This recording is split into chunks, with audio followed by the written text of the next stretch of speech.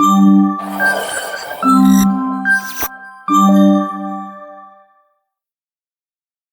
everyone, I'm Rakhi Sharma, Certified Language Trainer, and in today's class we will discuss about the past perfect tense. So past perfect tense is used for actions which completed in the past, and it is also used for more than one action which started in the past and which completed in the past. अब इसका क्या मतलब है? Past perfect tense हमें उन actions के बारे में बताता है जो पास्ट में खत्म हो गई, एज वेल एज एक से ज्यादा एक्शंस जो पास्ट में हुई हो, उन एक्शंस को डिस्क्राइब करने के लिए हम पास्ट परफेक्ट टेंस यूज करते हैं, नो मैटर कौन सा एक्शन पहले हुआ या कौन सा एक्शन बाद में हुआ. इसमें नहीं कंफ्यूज होना कि दो एक्शंस अगर हमने किए हैं पास्ट में तो मुझे पहले कौन से बोलना है, ऐसा कुछ नहीं है.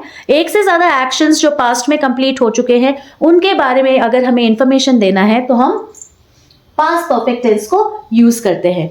सो now let's discuss the form of past perfect tense, that is had plus verb in the third form. Now what is this verb in the third form? I've already discussed it in the previous videos, but let's just recapitulate one more time. जैसे first form हुआ हमारा go, second form हुआ went और third form हुआ gone. So first form हुआ verb का go, second form हुआ हमारा went और थर्ड फॉर्म हुआ हमारा gone. सेम फर्स्ट फॉर्म हुआ हमारा do, did, done. do, second form did, third form done. eat अगर वर्ब है हमारा eat, so first form eat, second form ate, third form eaten. jump, jumped, jumped. play first form, played second form और played the third form.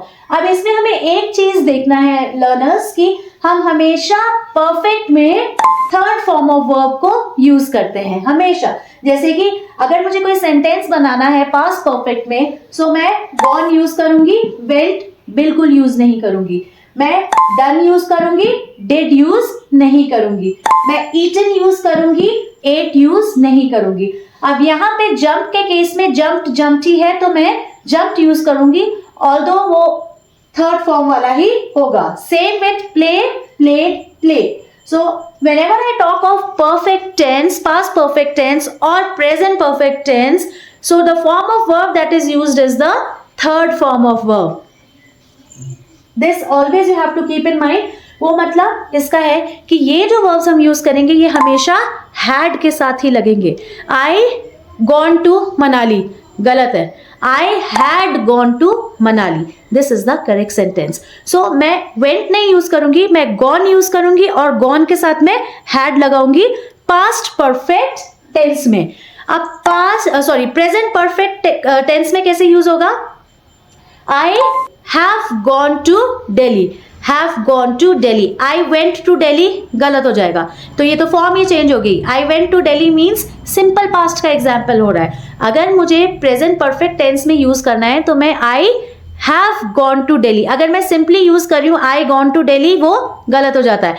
have मुझे use करना ही है, ये मैं present perfect की बात कर रही हूँ. और पास्ट परफेक्ट में मैं had यूज करूंगी irrespective of he, she, it, you, we, they.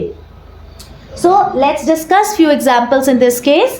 I had finished the work. मैंने काम finish कर लिया था. देखिए इवेंट कंप्लीट हो चुकी है.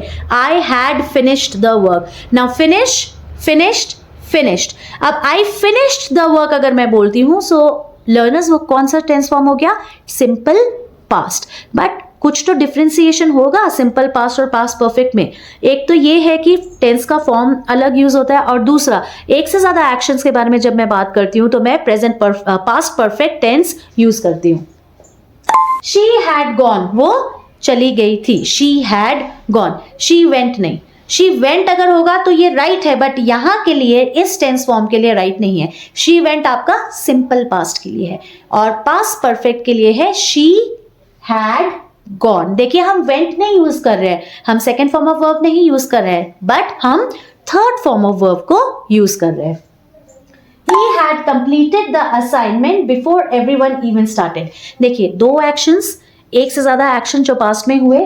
He had completed the assignment. उसने असाइनमेंट कंप्लीट कर ली थी बिफोर औरों ने उसको स्टार्ट की, औरों के शुरू होने से पहले ही उसने असाइनमेंट कंप्लीट कर ली थी। I had spoken to Miss Claire, मैंने मिस क्लेयर से बात की। I had spoken to Miss Bose, I had spoken to Miss Kaushal, alright? Now, Arun had left by the time Payal got to his house. So, Arun had left by the time. इसका मतलब before Payal arrived, पायल के आने से पहले ही अरुण वहां से चला गया था। Arun had left by the time, Payal के आने से पहले अरुण वहां से चला गया था। सो इट डजेंट मैटर कौन सा एक्शन पहले रखना है, कौन सा बाद में रखना है, बट कॉन्सेप्ट इतना है कि हमें ये याद करना है कि हमें हैड के साथ सेंटेंसेस बनाने हैं, बिकॉज इसका फॉर्म में हैड आता है।